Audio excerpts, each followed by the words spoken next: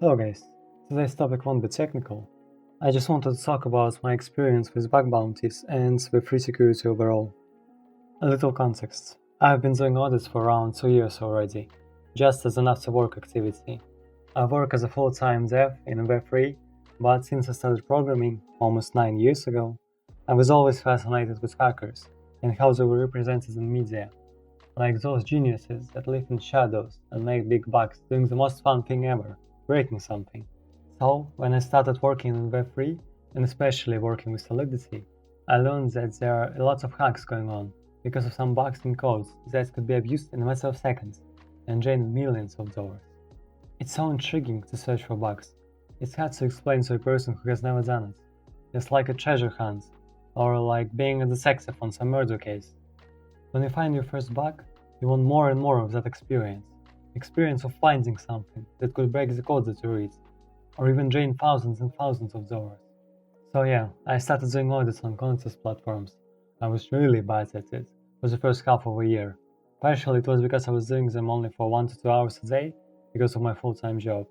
But this experience was so devastating. Because the entirety of contest platforms is built around the idea of meritocracy, the smartest one wins.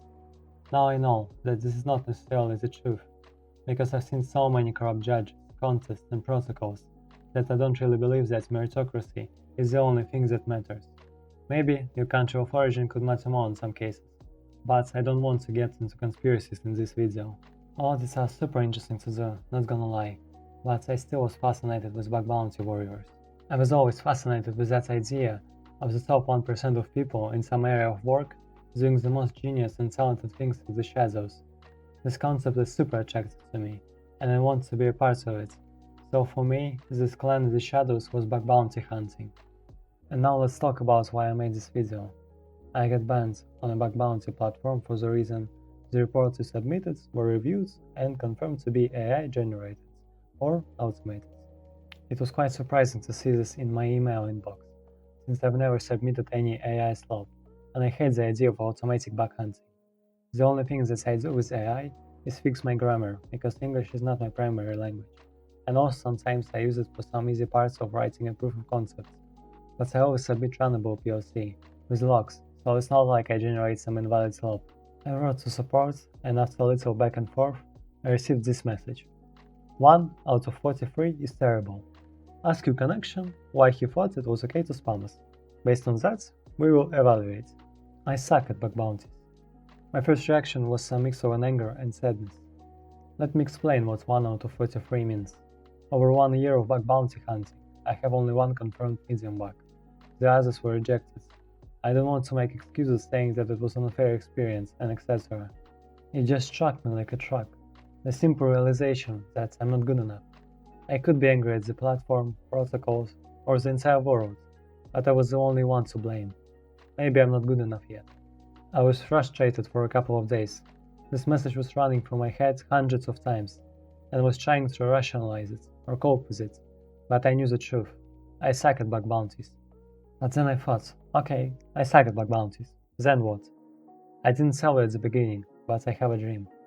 I want to find a critical 6-figure bug in a live Solidity protocol. It can sound a little bit childish and naive, so what? I always looked up to chats like Lonely Slot, Riptides, and InfoSec US team, and wanted to come at least within sight distance of these guys. I want to become better, I want to find criticals, and unheard of attack surfaces for Solidity. To be honest, if I knew how hard this road would be, I wouldn't have stepped into bug bounties. The amount of sleepless nights and ruined days because of bug bounties is really more than a normal person should have. But it's too late to turn back. I don't want to give up. Look at all of your OG characters, Naruto, Odysseus, Rocky. Their entire personality is built around this simple idea. You shouldn't really romanticize this style of thinking, because it could sound absurd, but at least those characters are good at what they do.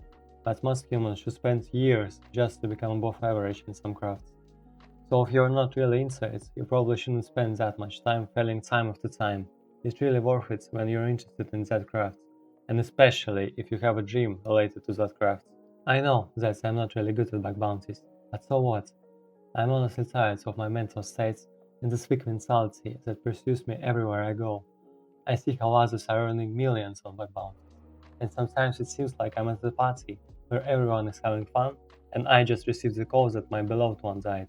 I think there are two concepts that every person who continues to fail time after time should embrace. The first one is comparison is a thief of joy. When you constantly compare your results with someone else's and think that you're stupid, that you don't deserve something, or even give up doing the thing you love, just because you can't achieve the heights that you dream about, this is not how you become better. And when I say you, I really mean myself, but I want to believe that I'm not the only one who has this problem. So maybe this will be helpful, not just as a meditation for myself. The second concept is detached from the outcome. You were sitting on the same codebase for weeks, you found the bug and submitted it. Before you go to sleep, you check your email and see the message. Status was changed from escalated to closed. Again, you failed, so what? I really doubt that those weeks that you spent sitting and trying to fully understand the protocol and its life cycle were meaningless. You became better. You saw new things. You thought about new attack surfaces. Yes, you failed now. You will fail more, and it will be miserable. But you should stop focusing on the result. It shouldn't stop you. Please continue doing what you love. I know that our world is a pretty absurd place, and there could be a probability, and a pretty high one, that I will never make it in bug bounties. But so what? I have a dream. I will do whatever I can to become better and achieve it.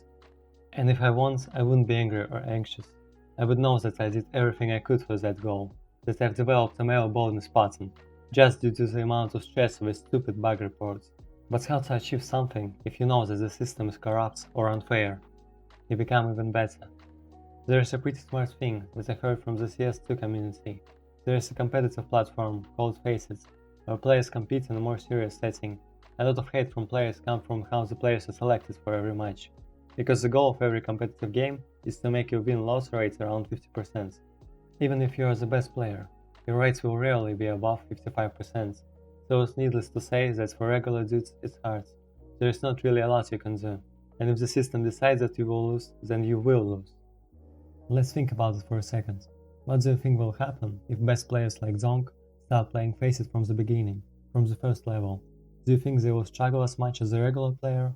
Of course not, because they increase their chances of winning, regardless of the system, just because of the tremendous skill gap between them and their opponents.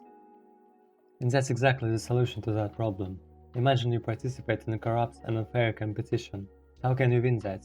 You can't 100% win that, because unfairness could be really beyond your capabilities. But what's in your control is your skill.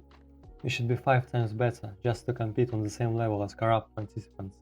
That's the only way that you would have a chance of winning, to be 5 times better than them, just to make your chances equal, not being dominant but just equal. After I'm unbanned, I will continue hunting. I can't promise that my dream will be fulfilled before I lose interest or the capability to continue hunting, but I can promise that I will do my best to achieve this dream. I hope you also have a dream, and I insist that you continue doing it, even if it's physically painful to continue. Because of such stupid guy as myself, continues hitting the brick wall, time after time, with belief in his eyes that he will break it with his head one day. Why should you give up?